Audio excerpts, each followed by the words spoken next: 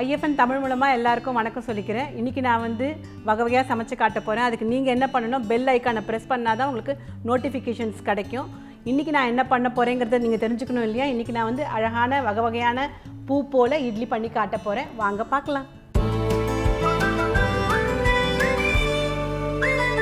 இப்போது புழுங்கரிசியை வந்து நம்ம நல்லா ஊற வச்சதுனால முதல்ல புழுங்கரிசி போடக்கூடாது, முதல்ல உளுந்தை தான் போடணும் நம்ம அரைக்கிறதுக்கு. ஸோ இப்போ நம்ம முதல்ல இதை வந்து உளுந்தை நன்னா அரைச்சிக்கணும். அரிசியை மட்டும் கொஞ்சம் ரவை மாதிரி அரைச்சிக்கணும்.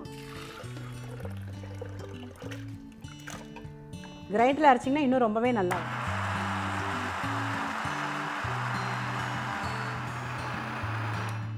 ஸோ நல்லா ரெடி ஆயாச்சு. பாருங்கள் எவ்வளோ நல்லா வந்திருக்குன்னு. எவ்வளோ நீங்கள் வந்து மைய அரைக்கிறீங்களோ அவ்வளோ இட்லி வந்து பொல பொலன்னு பூ மாதிரி வரும். அரிசி எடுத்து அதில் இருக்க கொஞ்சம் எக்ஸ்ட்ரா தண்ணி எடுத்துடலாம். எக்ஸ்ட்ரா தண்ணி எடுத்துட்டு இப்போ வந்து இதை மிக்சியில் போட்டோன்னா ரவை மாதிரி அரைக்கணும் நீங்கள்.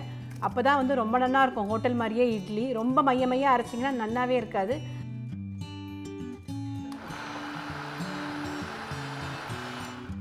ஸோ இட்லி நல்லா ரவை மாதிரி அரைச்சாச்சு. அதுக்கு மேலே அரைக்கக்கூடாது, அப்போ தான் ரொம்ப நல்லா வரும் ஹோட்டல் மாதிரியே. பார்க்கலாம். இப்போ இதையும் போட்டு கலக்கணும் இதில். ஸோ இனிமேல் வந்து கரண்டியோ இப்போ என்ன பண்ணணும், உப்பை போடணும் தேவையான அளவு. கொஞ்சோண்டு ஃப்ரூட் சால்ட் எதுக்கு போடுறேன்னா கொஞ்சம் நல்லா உபினாப்பில் நல்லா ஹோட்டல் மாதிரியே உங்களுக்கு புசுன்னு என்ன மாதிரியே வரும். அதனால நல்லா இருக்கும் பார்க்க. நல்லா கையால் கலக்கணும்.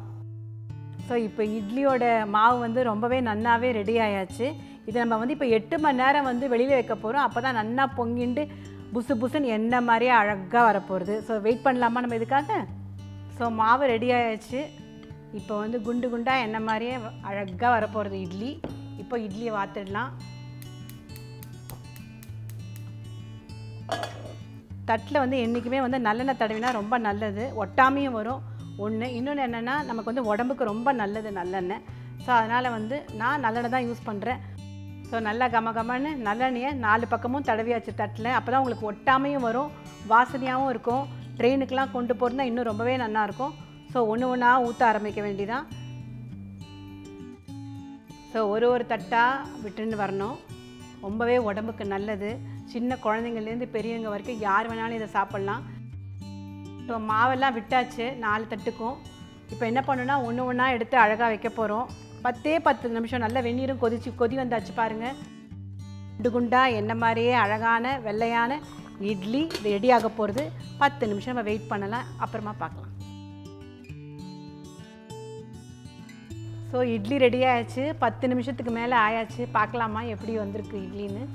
வாவ், நல்லாவே ரெடி ஆயாச்சு. ஸோ எடுத்துடலாம் இட்லியை இப்போது.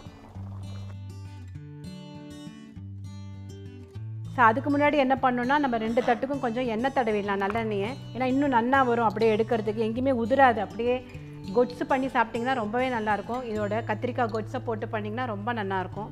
ஸோ நல்லா எல்லாத்துக்கும் நல்லா இட்லிக்கெல்லாம் நல்லெண்ணெய் தடவியாச்சு. ஸோ சுட சுட இட்லி வெள்ளையாக குண்டாக அழகாக என்ன மாதிரியே வந்தாச்சு. உங்களுக்கு இந்த இட்லி பிடிச்சதுன்னா நீங்கள் என்ன பண்ணணும், லைக் பண்ணணும், ஷேர் பண்ணணும், கமெண்ட் பண்ணணும். மறக்காமல் ஐஎஃப்என் தமிழுக்கு சப்ஸ்கிரைபும் பண்ணணும். பாய்.